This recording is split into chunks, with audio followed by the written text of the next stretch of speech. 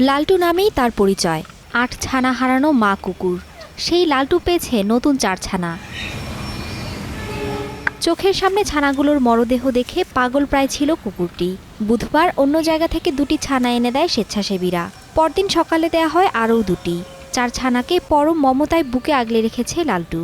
বাচ্চার হলে 2টা এর আগে একজনা দিয়ে গেছিল, পরে আবার আর একজনা 2টার মানে দিয়ে গেছে, মা মারা গেছে তাই এখানে দিয়ে গেল। প্রথমে মানছিল না, পরে ও দুধি আবার গায়ে দেওয়ার পরে তবে আবার মানি লিছে। ওই বাচ্চা পায়ে মোটামুটি সে যে অনেক ছোটাছুটি করতেছিল, অনেক মানে কষ্ট ছিল তার, সে কষ্টটা এখন আর নাই।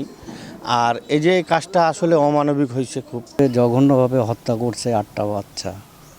তার মার কান্না অনেক, ছেলে মারা গেলে তার মা যেভাবে কান্না করে সেও সেইভাবে সে কান্না করছে।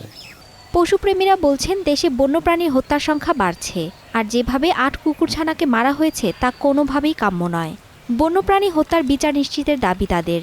এটা আসলে খুব অমানবিক ঘটনা, এর খুব দ্রুত বিচার হওয়া উচিত। বেওয়ারিশ যে কোনো প্রাণী বা বন্য প্রাণী তাদের হত্যা বা তাদের প্রতি খারাপ আচরণ করা, এটা কিন্তু আইনের আওতায় আনা যায় এবং সেটারও শাস্তি হতে পারে। আশা করি সামনে দিনগুলোতে বাংলাদেশের সবাই এই ব্যাপারে আরও সচেতন থাকবে। কুকুরছানা হত্যায় অভিযুক্ত নিশি রহমানকে গ্রেফতারের পর কারাগারে পাঠানো হয়েছে।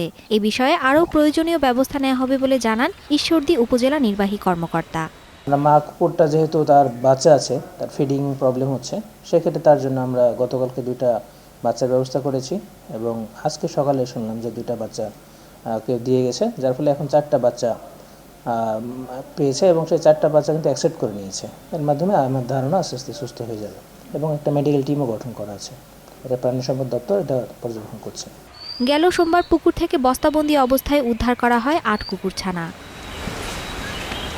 Desk report, star news.